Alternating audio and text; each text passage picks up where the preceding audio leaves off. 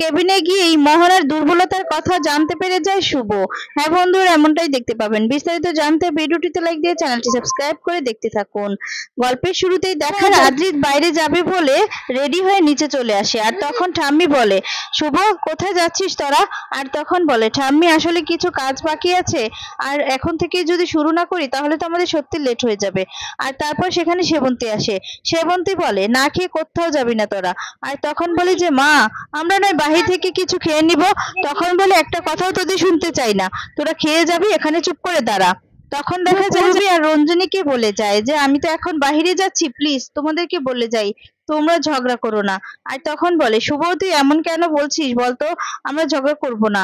আর তখন ঠাম্মি বলে, তোরা যেখানে যাচ্ছিস সেখানে যা, বাড়ির দিকটা চিন্তা করিস না, এদিকটা আমরা সামলে নিতে পারবো, কেউ কিছু করবে না। আর তখন দেখা যায় আদ্রিত বলে, মা কিছু খেতে হবে না এখন। আর তখন দেখা যায় শুভ বলতে থাকে যে মা তোমার খুব কষ্ট করে আবার রান্না করতে হবে কেন বলো তো, আমরা তো বাহির থেকে খেতে পারতাম। আর তখন বলে, একদম না, একদম কথা বলবি না। এই বলে দেখা যায় আদিকে খাইয়ে দেয়। এদিকে রঞ্জিনী সহ সবাই খুশি হয়ে যায়। আর তখন শুভকেও খাইয়ে দেয়। আর তখন বলে, তোমার এই মেয়েকে কি বর্ষা করতে পারো না? দেখা যায় ঠাম্মি বলতে থাকে, সাবধানে কিন্তু যাবি। আর তখন আদি আর শুভ বলতে থাকে যে আচ্ছা তুমি এত চিন্তা করছো কেন, তোমরা আমার সাথে আদি আছে তো। আর তখন আদি বলে, ঠাম্মি আমরা নিউ ইয়র্কে যাচ্ছি না, আমরা এখানে মানে নদিয়াতেই আছি। আর শুভর জন্য চিন্তা করতে থাকে। আর শুভ বলে যে এবার কিন্তু আমাদের সত্যিই দেরি হয়ে যাচ্ছে ঠাম্মি, এবার কিন্তু ভাববো যে তুমি সত্যি বাড়ির বউ ভাবো, বাড়ির মেয়ে ভাবো না আমাকে। আর বলে যে কেন এত চিন্তা করো বলো তো, কেন? আর রূপস, মেচকা, রিদ্ধি ওরা কাজের ব্যাপারে কথা বলতে যায়নি, গেছে তো, তাহলে আমি বাড়ির মেয়ে হয়ে এতটুকু করতে পারবো না? তখন বলে, যাস, তোরা সাবধানে যাস। আর তখন দেখা যাবে সেবন্তী বলতে থাকে, তোরা কাল সারা রাত ঘুমাসনি, আর তোরা টেনশন করেছিস, সেটা আমি বুঝতে পারছি। আর তোদের টেনশনের কারণটাও আমি বুঝতে পারছি। ওই মোহনা আবার আমাদের পেছন পেছন ফিরে এসেছে, এই জন্যই তোরা টেনশন করছিস, তাই তো? আর তখন এদিকে সবটাই শুনতে থাকে ডোনা। তারপর দেখা যায় এখন বলে, মা এত ভয় পেলে চলবে না, ঠিক আমরা ঘুরে দাঁড়াবো, তোমার দোয়া আছে তো, যা হবার ভালোই হবে। দেখো এবার এবার কিন্তু আমাদের সত্যি দেরি হয়ে যাবে, তাহলে আমরা বের হই। আর তারপর দেখা যাবে আর সেবন্তীকে প্রণাম করে। আর আমি তখন বলে, থাক থাক, তুই এভাবে নিচু হয়ে প্রণাম করিস না, আর তোর এই সময় এত ধকল নেওয়া তো খুবই খারাপ, তাই না? আচ্ছা ঠিক আছে, যা। এই বলে শুভ আর আদি বেরিয়ে যায়। একদম সোজা শুভ তখন তার বাবার কাছে চলে যায়। এরপর দেখা যায় শুভর বাবা শুভকে দেখে তো খুব খুশি হয়ে যায়। তারপর দেখা যায় বাবা শুভ আদিকে দেখে চা নাস্তা করতে গেলে এরপর দেখা যায় শুভ বলে, আমাদেরকে বসিয়ে রেখে তুমি এতক্ষণ ধরে এইগুলো করছিলে বাবা? আর তখন বলে, কি করব, তোকে তো এতদিন সেবা যত্ন কিছু কষ্ট করে এগুলো করা কি দরকার ছিল বলো তো বাবা? এরপর বলে, কষ্ট আর কি, তোর বাবা এতটা বুড়ো হয়ে যায়নি যে কষ্ট হয়েছে। আর তখন বলে, এই যে এতটা বয়স হলো, মানে এতদিন হলো যে তোরা এসেছিস আর কাছেই আসতে পারিনি। তখন বলে, থাক না বাবা এই সমস্ত কথা। তখন বলে যে না রে মা, আমি তো কিছুই করতে পারি না। আর বলে, গ্রামের মন্দিরে যে কাজ নিলাম, একবার যে দাদাকে দেখে আসবো সেটা করতে পারলাম না। এই বলে দেখা যায় শুভর বাবা কাঁদতে থাকে। আর বলে, তোদের কোনো কাজেই আমি লাগতে পারলাম না রে, কোনো কাজেই না। আর তখন বলে, না আজকে তাদের এই অবস্থা এটা ভাবলেও। আর তখন দেখা যায় আদি বলে, বাবা বাবা আপনি প্লিজ এভাবে ভেঙে পড়বেন না, আপনি আসুন, আসুন আপনি এখানে বসুন।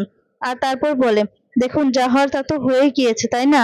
হ্যাঁ, এবার তো আপনাকে একটু রেস্ট নিতে হবে, এমনটা চিন্তা করলে চলবে?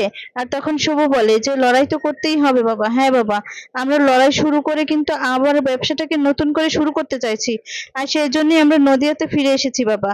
তখন কথাটা শুনে খুশি হয়ে যায়। আর বলে, প্লিজ তুমি বাবা এতটা চিন্তা করো না। দেখা যাবে সেখানে সবাই চলে আসে, গ্রামের সমবায় সমিতির লোকেরা। আর তখন বলে, তোমরা কেমন আছো? এরপর বলে, ভালো আছি গো, আদি বাবা তো খবর দিলো। আর তোমরা কেমন আছো? এরপর বলে, ভালো আছি। আর তখন দেখা যায় সমিতিটাকে আবার নতুন করে সমবায় সমিতি এটা চালু করতে চায়। আর তখন এটা শুনে খুব খুশি হয়ে যায়। এরপর সবাই মিলে একটা সাইনবোর্ড টানিয়ে নিয়ে আসে। আর বলে, কেমন হয়েছে দেখো তো? তখন বলে, খুব সুন্দর হয়েছে। আর বলে, এই তোমার এই বিপদের দিনে তোমার পাশে থাকবো না তা কি হয়? তোমার জন্যই তো এত কিছু হয়েছে বলো, তাই এই বিপদের দিনে আমরা একসাথে করলে সবকিছু দেখবে আবার ফিরে পাবে, তোমরা একদম চিন্তা করো না। তখন শুভ সহ সবাই খুশি হয়ে যায়। এরপর শুভর বাবাও খুশি হয়ে যায়। সবাই মিলে একসাথে হাত দেখা যাবে শুভ আর আদি মিলে বাড়ি ফিরবে, এই জন্য একটা রিক্সা ভাড়া করে নেয় আর তখন রিক্সায় করে যেতে থাকে। আর এদিকে আদি বলে তুমি একদম টেনশন করো না, দেখবে সবকিছু ঠিক হয়ে যাবে, আমার বউয়ের হাতের আচার মশলা কেউ না নিয়ে কি পারবে। আর তখনই দেখা যায় শুভ হঠাৎ করেই একজনকে দেখতে পায়, টুপিওয়ালা একজন স্বপ্নার সাথে কথা বলছে। সেই মুহূর্তে অটো থেকে নেমে দৌড়ে চলে যায়। আদি তখন বলে তুমি কি করছো, তখন বলে এখানে কেন নেমেছো। এরপর স্বপ্নাকে পিছন দিকে ঘুরতেই আবার দেখতে পায়, আর দেখতে পেয়ে তখন বলে এই স্বপ্না তুমি এখানে, তখন বলে তুমি এখানে কি ব্যাপার, তোমরা কি আমার পিছন পিছন করছো নাকি, আমাকে ফলো করছো তোমরা। তখন বলে কি বলছিস তুই এসব। এরপর বলে হ্যাঁ ঠিকই তো বলছি, দেখো তোমার জন্য আজকে আমার দাদার এই অবস্থা, শুধুমাত্র তোমার জন্য। আর বলে কি বলছিস তুই, তুই এমন করে কেন কথা বলছিস। আর অনেক কথা বলে স্বপ্নার সাথে তর্কাতর্কি করতে থাকে আর বলতে থাকে যে ওই টুপিওয়ালা মেয়েটিকে কার সাথে তুই কথা বলছিলি বল। আর তখন বলে তুমি আমাকে জেরো করছো, আমি যার সাথে ইচ্ছে তার সাথে কথা বলছি, তাতে তোমার কি, হ্যাঁ তোমার জন্য আমার দাদার আজকে এই অবস্থা। আর তখন দেখা যায় সেখান থেকে স্বপ্না চলে যায়। কিছু লোকজন এসে বলে এই দিদি আপনাকে কি বিরক্ত করছে, তখন আদি বলে না না, এই বলে স্বপ্না সেখান থেকে চলে গেলেই আর তখন শুভ বলে যে তুমি কি করছিলে, বলে ওর মুখ থেকে সমস্ত সত্যটা বের করে নিতাম, তাহলে তুমি কেন আটকালে বলো তো। তখন বলে শুভ তোমার এই অবস্থায় এতটা চাপ নেওয়া কি উচিত হচ্ছে বলো, উচিত হচ্ছে না তো। আর তখন বলে নিশ্চয়ই আমি বুঝতে পারছি যে এখানে কোনো একটা কারণ আছে, আমি আমি কিছুতেই এই কারণটা করতে পারবো না, কারণ তুমি ভেবে দেখো না, যতই হোক না কেন স্বপনদা আমার জন্যই কিন্তু বিপদে পড়েছে, আর আমি এই কাজটা মানে দেখবো না, এটা দেখবো না, এটা তো হতে পারে না, তাই এর পিছনে কে রয়েছে। আর তখন দেখা যায় শুভ বলে কেন তুমি বলেছিলে না যে তুমি আমার সাথে থাকবে সব সময়, আছে তুমি না থাকো, আমি এখন হসপিটালে যাব, তাহলে বুঝতে পারবো। এই বলে হসপিটালে যেতে লাগলে আদি তখন বলে তোমার কি মাথাটা নষ্ট হয়ে গেছে, তুমি কি খারাপ মানে বুঝতে পারছো না নিজের ভালো মন্দটা, তোমার এই অবস্থায় যে এতটা টেনশন নেওয়া ঠিক হচ্ছে না, যদি তোমার আমাদের পরিবারে কোনো ক্ষতি হয়ে যায়। আর তখন বলে এটা ভাবলে চলবে না, আমাকে দেখতেই হবে যে এর পিছনে কে রয়েছে। আর তখন বলে তুমি না বলেছিলে যে সব সময় তুমি আপদে বিপদে আমার পাশে থাকবে, তাহলে আর যদি এখন না থাকতে চাও থাকবে, তাতে আমার কোনো আফসোস নেই। এরপর বলে না আমি তোমার পাশে থাকবো, তখন শুভ খুশি হয়ে যায়। এরপর দেখা যায় ওরা ছদ্মবেশে নার্স আর ডক্টর সেজে হসপিটালে চলে আসে, এরপর কষ্ট করে ভিতরে চলে যায়।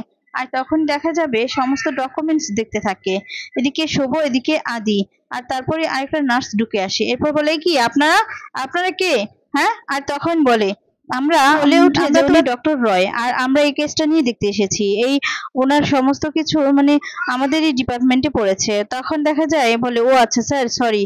আর তখন বলে ওনার কি হয়েছে, তখন বলে ওনার তো দুদিন আগেই শিফট হলেন, কেউ খুন করার চেষ্টা করেছে, ওনার তো 7 থেকে 8টার মতো আঘাতও আছে শরীরে। আর তখন বলে উনি তো ঘুমাই চলে গেছে, এখন তাও একটু ঠিক আছে। আর সেই মুহূর্তে সেখানে আসল ডক্টর চলে আসে, সে এসে তখন বলে আচ্ছা আপনারা কে, আর ওনাদেরকে কেন ঢুকতে দিয়েছো, উনি কে। আর তখন দেখা যায় বলতে থাকে ওনার নতুন শিফট হয়েছেন আমাদের টিমে। আর তখন দেখা যায় সে ডক্টর বলে আমাদের টিমে নতুন শিফট হয়েছে আর অথচ আমি জানবো না, এটা হতে পারে, আচ্ছা তুমি যাও তো বাইরে, ওনার সাথে একটু বোঝাপড়া আছে। এই বলে দেখা যাবে তখন তো শুভ আর আদি বুঝে যায় যে ওরা তো ধরা পড়ে যাচ্ছে, সেই মুহূর্তে সেখানে ধাক্কা মেরে ওরা বাহিরে চলে যায়, আর বলে ওরা ফ্লট, ওদেরকে ধরো। এরপর ওদের ধরতে পারে না। আদি আর শুভ বলে কত কষ্ট করে বেরিয়ে এসেছি বলো তো, একবার ধরা পড়লে কি হতো। আর শুভ তখন বলে বুঝতে পারছো তো, তার মানে ইচ্ছে করে স্বপনদাকে কেউ খুন করতে চাইছে শুধুমাত্র আমাকে হেল্প করেছে বলে। আর বলে এর পিছনে কে থাকতে পারে, মোহনা। আর তখন দেখা যায় আদি বলে কতটা ডেঞ্জারাস, এখন তোমার আর আমার যদি কোনো ক্ষতি করে দেয়, তুমি প্রেগনেন্ট, এই অবস্থায় তোমার এতটা ধকল সেটা কি সহ্য হয়, আর যদি তোমার কোনো ক্ষতি করে দেয়। আর তখন শুভ বলে না না এই কথা ভাবলে চলবে না, আমাকে যে করে হোক রহস্যটা জানতে হবে, আর মোহনার দুর্বলতা আগে খুঁজে বের করতে হবে, যদি শত্রু হয় তার দুর্বলতা আগে জানতে হয়। আর তখন খুঁজতে থাকে শুভ। তো বন্ধুরা এবার কি পাবে?